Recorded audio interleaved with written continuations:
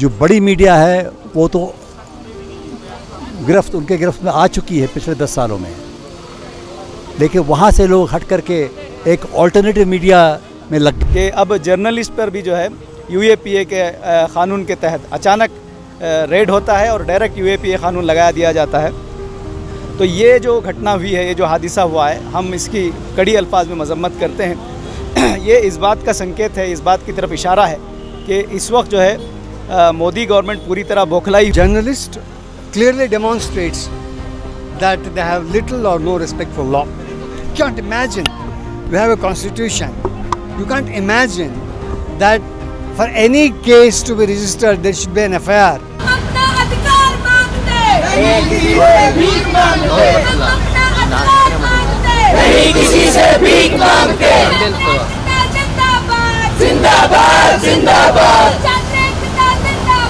जिंदाबाद जिंदाबाद long live long live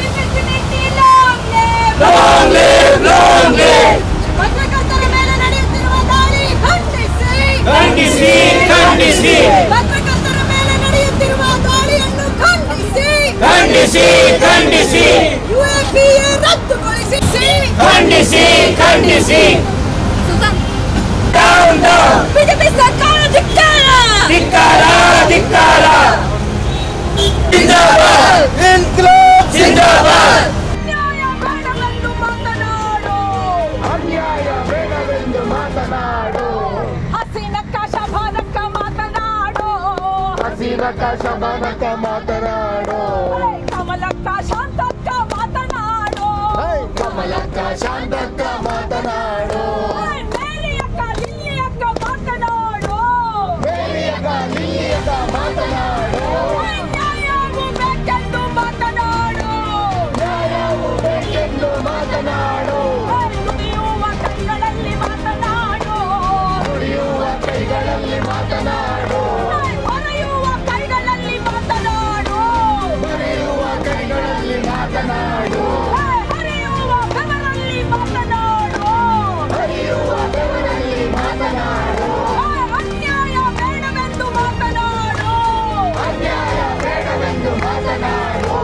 मैं यही कह रहा हूँ कि मेरा मानना यह है कि मीडिया के वो सेक्शंस जो अभी तक बड़ी मुश्किल से अपनी फ्रीडम को जो वो ऑब्ज़र्व कर रहे हैं उसको देख करके उसको लिखने को, उस पर एक फेयर कमेंट करने को जो लोग आज भी खड़े हैं उनके ऊपर सरकार प्रेशर डाल रही है कि वो रास्ता साफ कर दे उनके लिए।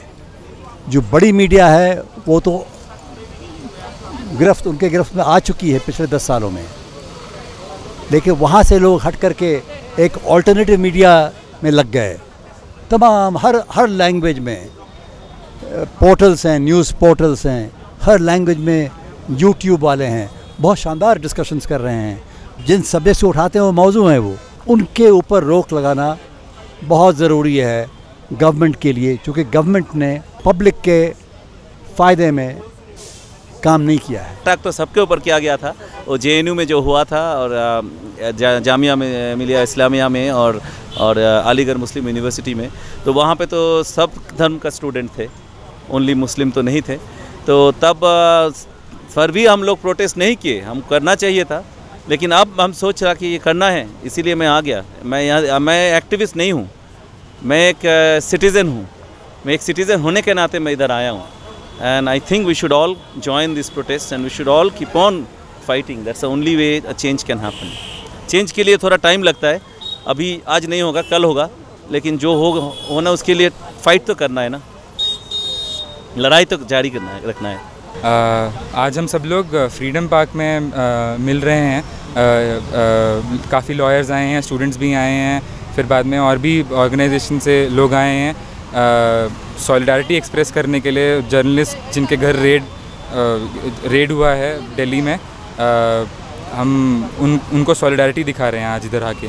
और ये काफ़ी गलत कर रहे हैं, ये जर्नलिस्ट क्यों हैं वो हमको सच बता रहे हैं। और ये यूएपीए के नाम पे जो मिसयूज़ किया जा रहा है इस लॉ को, ये लोग इनका फ़ोन लैपटॉप वगैरह सीज़ किया जा रहा है। Free expression of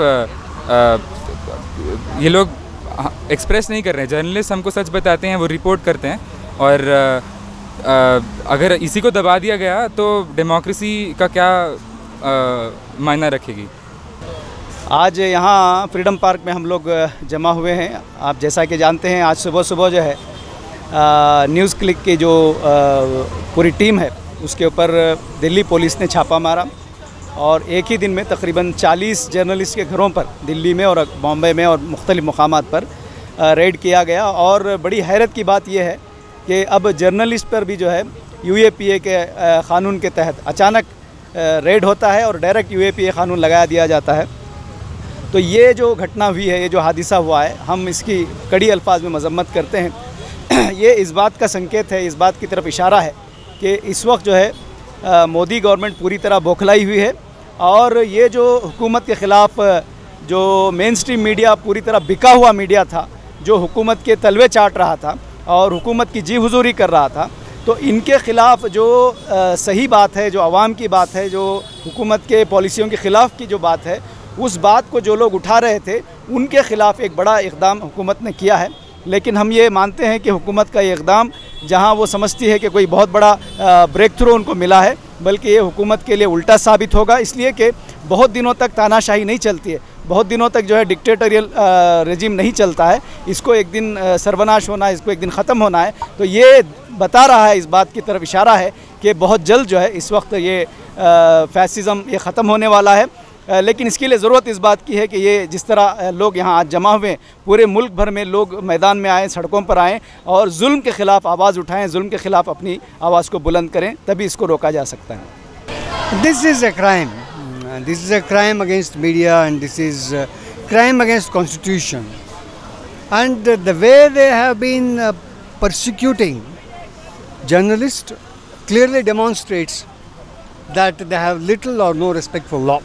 You can't imagine, you have a constitution, you can't imagine that for any case to be registered there should be an FIR and a copy of the FIR need to be given. ये एक जुर्म है और जिस तरह सहाफ़ियों पर मुकदमा बनाया जा रहा है, साफ बता रहा है कि इनको कानून का एहतराम नहीं है। किसी भी केस के लिए FIR होनी चाहिए और गिरफ्तार करने वालों को FIR की कॉपी देनी चाहिए। सुप्रीम कोर्ट की इस सिलसिले में वाज़ेह हिदायत मौजूद हैं, जिसकी पासदारी की जानी चाहिए। और यहाँ एक ऐसा केस है जहाँ पर सुबह सवेरे 6:30 बजे सहाफ़ियों के घर पहुँच जाते हैं और इन्हें उठा लेते हैं। इसके साथ इनके मोबाइल फोन और लैपटॉप्स जब्त कर लेते हैं और कहते हैं कि ये वो सब करने का इख्तियार रखते हैं। इस तरह कानून की धज्जियां उड़ाते हैं और शाम में बताया जाता है कि वो गैर कानूनी काम में मुलविस पाए गए हैं, इसलिए इन पर UAPA के कानून के तहत केस दर्ज किया गया है। 30 सहाफ़ियों के लैपटॉप्स जब्त किए गए। किस इख्तियार के साथ वो ये सब जब्त कर लिए हैं, ये एक सवाल है। ये सब बुनियादी कवानीन की खिलाफ वर्जियाँ हैं। 37 साल से कानून की पैरवी करने वाले फर्द के तौर पर कहता हूँ कि ये नाकाबिल कबूल हरकतें हैं। ये सरीहन कानून की खिलाफ वर्जी है। कानून फर्द को इस वक्त तक मुजरिम नहीं गर्दानता जब तक कि इस पर जुर्म साबित न हो।